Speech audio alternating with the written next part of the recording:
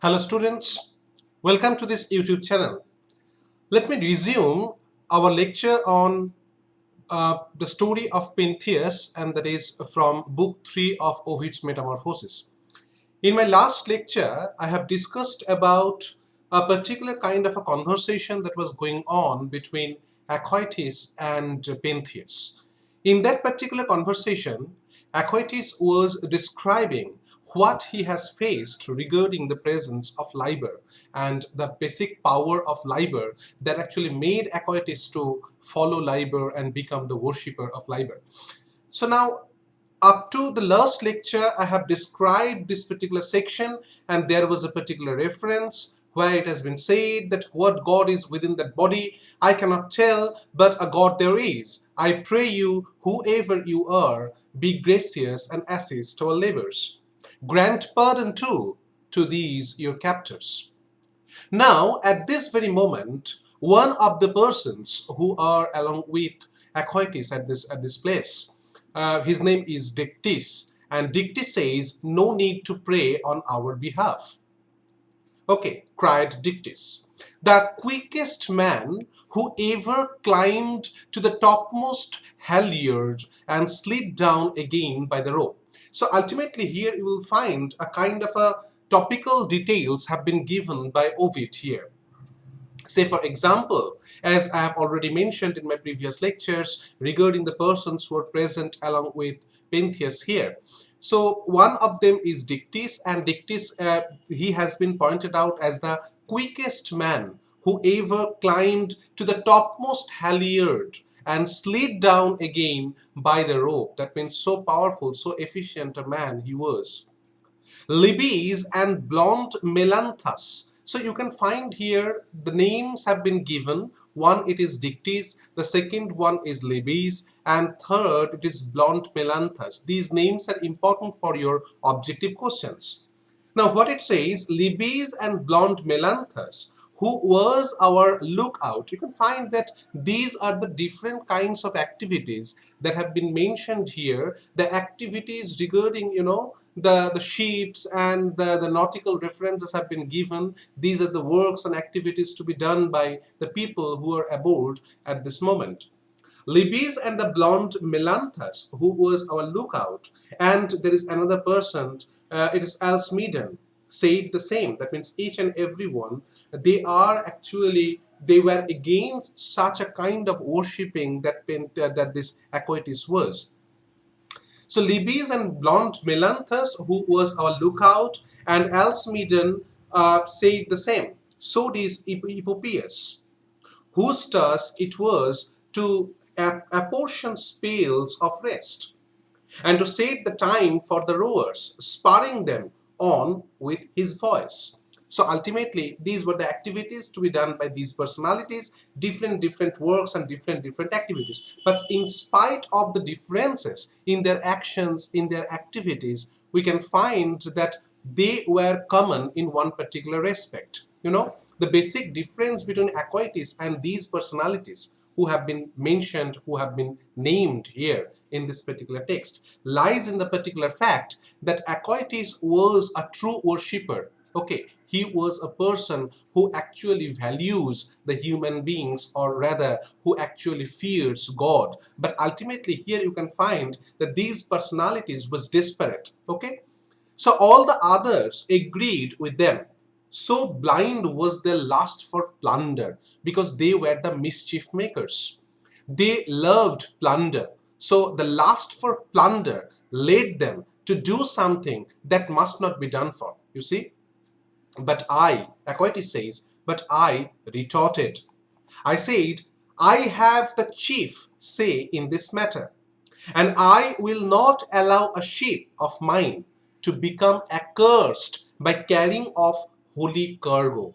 As we have already discussed in our previous lecture, previous discussion, that there was Liber who was present on this particular boat, in this particular ship, and here you can find that by identifying this child or this boy to be more than a mortal human being, Acoites is actually negating the proposal, negating their action, and therefore Acoites retorted. He said that I have the chief say in this matter, right? And I will not allow a ship of mine to become accursed by carrying off holy cargo. So why it is holy cargo? Because you can find that the boy who is actually Liber, he has been taken aboard, and that is the actual reason why Acoetes is negating him or negating them. And I barred the gangway of the ship. This enraged Lycabas, who was the boldest of them all. Why? Because you can identify that each and every one, they are actually trying to force Acoetes to subscribe to their work. But here, Acoetes is actually negating them. So that's why it says that this enraged Lycabas, who was the boldest of them all. He had been banished from his city in Lydia. So here you can find a glimpse of these characters in some detail. It has been mentioned that he was a Lydian, and ultimately, likewise, as you can find that the term Lydian was being mentioned in terms of Acoetes also. So Lycabas was a Lydian, and Lycabas was charged for a horrible murder. So he was a murderer. So ultimately, when Lycabas is being negated by Acoetes, now there is a threat that has to be faced by him. So this enraged, that means it actually made Lycabas angry. And Lycabas was the boldest of them all. He had been banished from his city in Lydia for a horrible murder and was enduring exile as a punishment. So he was a murderer, and as a matter of punishment, he was being given an exile.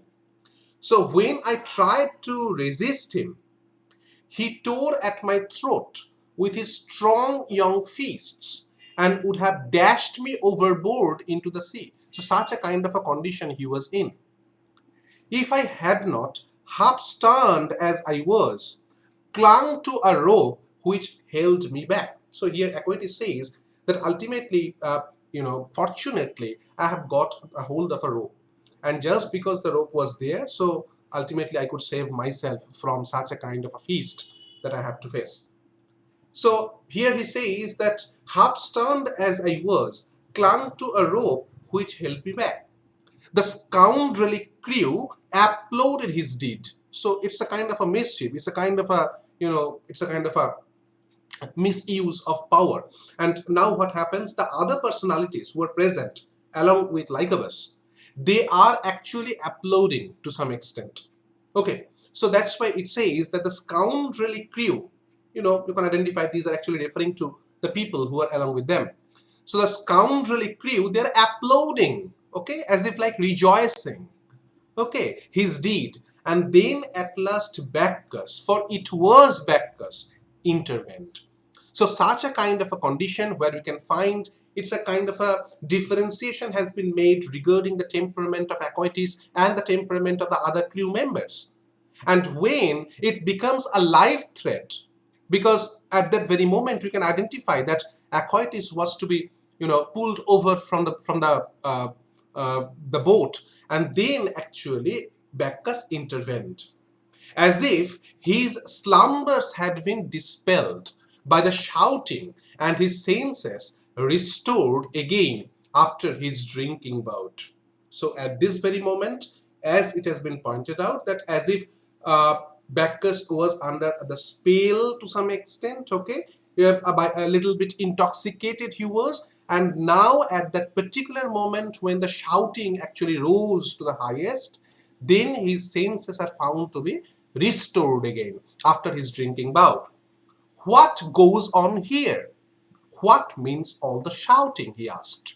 So now when the typical kind of the mazy condition that he was in, okay, the drowsiness, it has been dispelled. At this moment he is asking, what goes on here? What means all the shouting? He asked. Tell me, sailors, how came I to this place? Where do you intend to take me? So tell me the place. What do you want from me? Where do you intend to take me? Do not be afraid. Proteus soothed him. So now when everyone has to be answered or has to answer his question, Then Proteus, one among the other crew members, he answered, "Do not be afraid.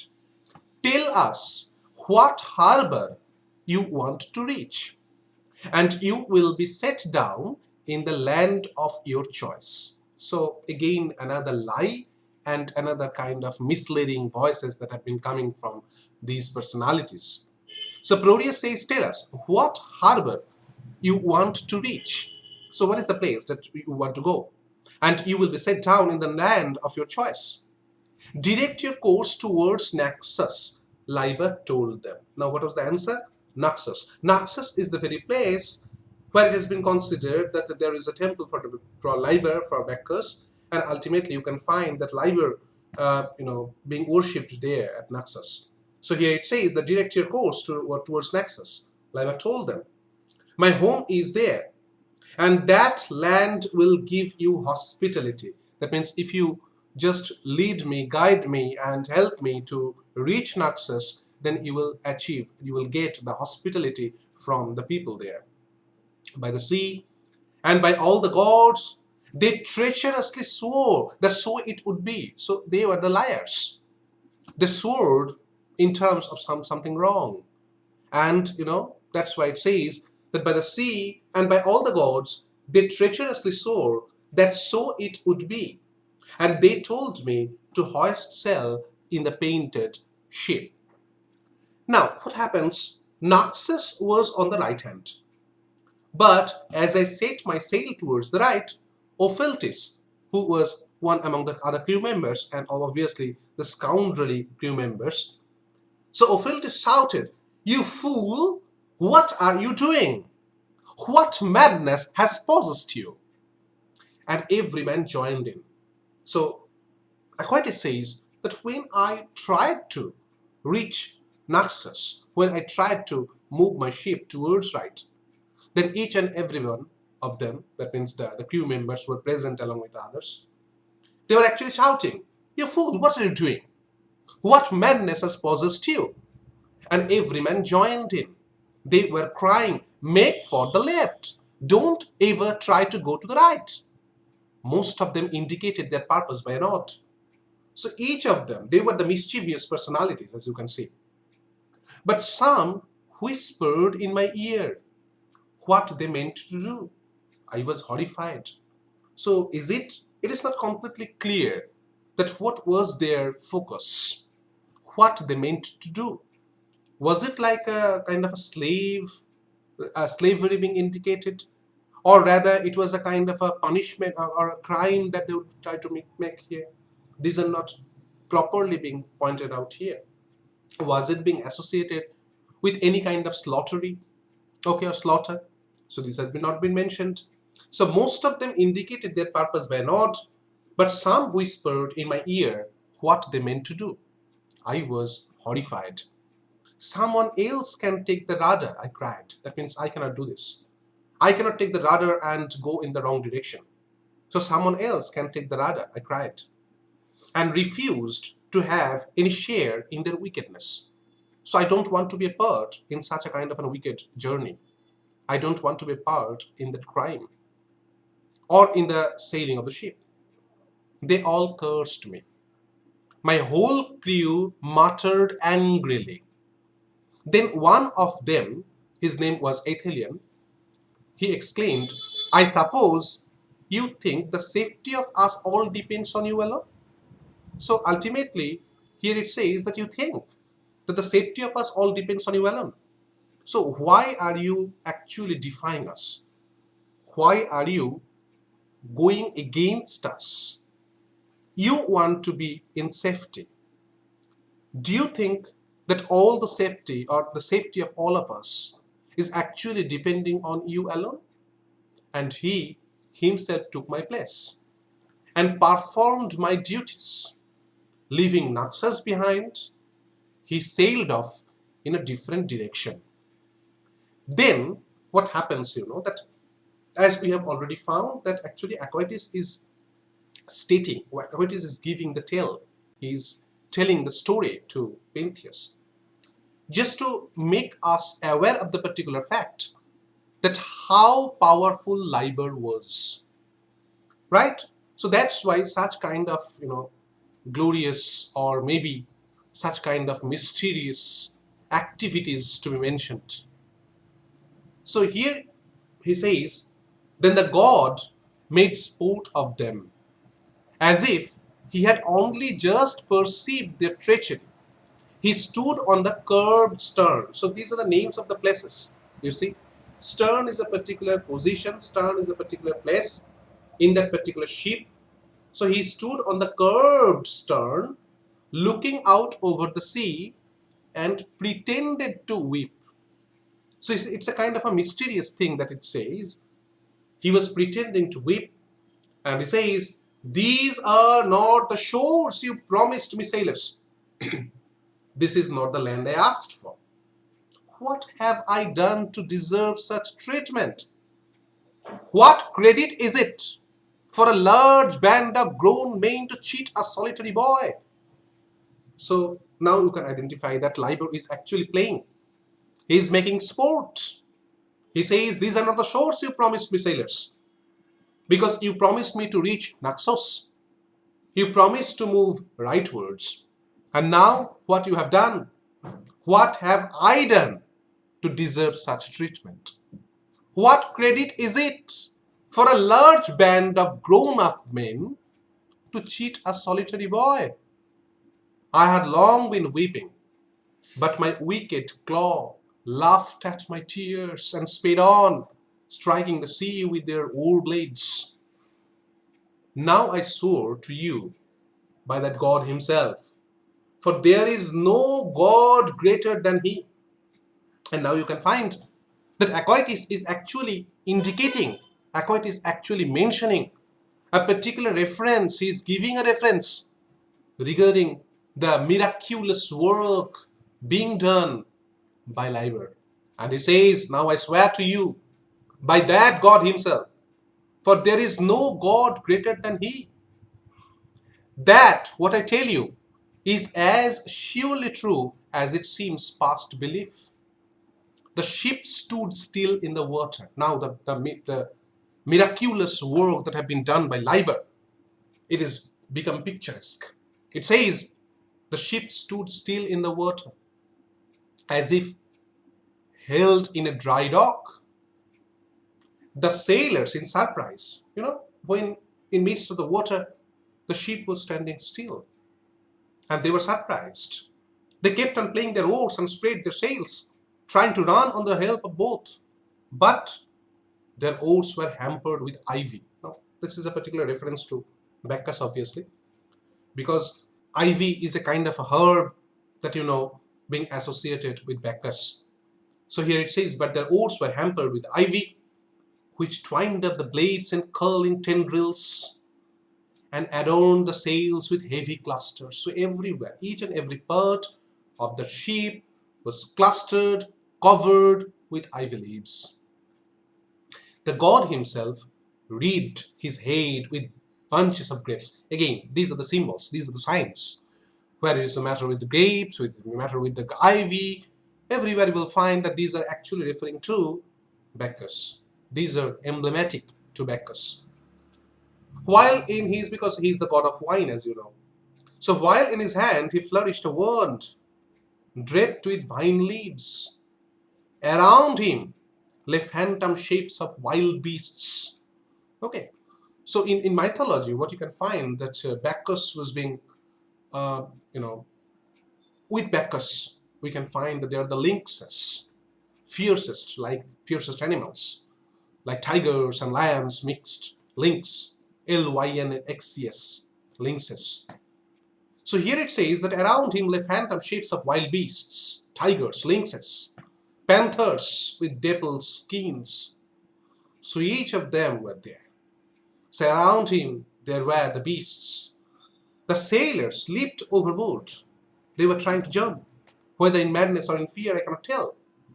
Medon's body, now the transformation. As I've already mentioned, that in this particular text, that is Ovid's Metamorphoses, different types of tales have been incorporated.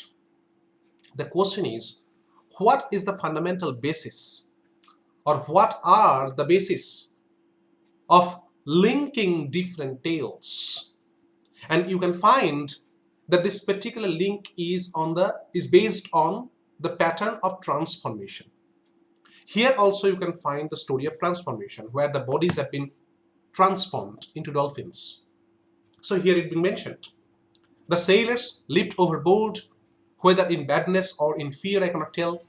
Medon's body was the first to darken in color, because it's the transforming, and that's why the color, the skin color has been transformed into the color of a dolphin or something like that. So Medon's body was the first to darken in color. Information again important for your objective questions. And his spine arched. It is just not like the human being, rather. You will find that it is converting into the dolphins. And his spine arched into a well-marked curve. Lycabas began to say to him, "What kind of monster are you turning into?" So the transformation is taking place. And Lycabas, a bit amazed, a bit afeared, and he was stating that, "What kind of monster are you turning into?" But even as he spoke, his own mouth widened, his nostrils became hooked, and his skin hardened into scales. Levies, as he strove to pull the sluggish oars, saw his hands shrinking into small compass, saw that they were no longer hands, but might rather be called fins. Fins are the parts of fishes. The hands had been converted, transformed into fins. Yet another, as he tried to lift his arm to handle the twisted ropes, found that he had no arms. He was trying to catch the rope, but there was no arm. And arching his limbless body, sprang backward into the webs. He tried to come, but again it fell backward into the webs. The end of his tail was sickle-shaped, sickle. Just like the moon, the crescent forms of sickle-like forms is there. Bent round like the horns of a half-moon. On all sides, these creatures leaped about. Now, just right side, left side, front, back of the ship. These were leaping about. Dashing up clouds of spray, they sprang out of the water and dived under again, throwing their bodies about in wanton play, like some troop of dancers, and blowing out the sea water that washed into their broad nostrils. The water is coming and then sprouting. It's continuously being organized. Where there had lately between 20 men, for that was the ship's crew, the 20 men were there, I alone remained. I was trembling with cold and fear. Generally, Aquatius was stating at this moment that apart from himself, there is no other person left on the ship or in the ship. But the God comforted me, saying, "Be not afraid. Make for Dia's Isle." So it is another particular place where Bacchus was remembered. Brought safely to that island, I was initiated into sacred mysteries, and since then I have been one of Bacchus's worshippers. So ultimately, we have found that up to this particular section, Aquatius is actually, he is justifying to some extent, he is stating, he is giving reasons why he considers himself or why he has become the worshipper of Bacchus, worshipper of Liber. So ultimately, we can find that he is stating all these and he's trying to, persuade Pentheus, influence Pentheus to become a true worshipper of Bacchus. But what happens actually? Does Pentheus or is Pentheus got influenced by the words of Aquatius and become the true worshipper just like him of Bacchus, or rather something different? So what happens next? We will continue this in our last lecture on this particular topic, that is the story of Pentheus and Aquatius and Bacchus. Thank you.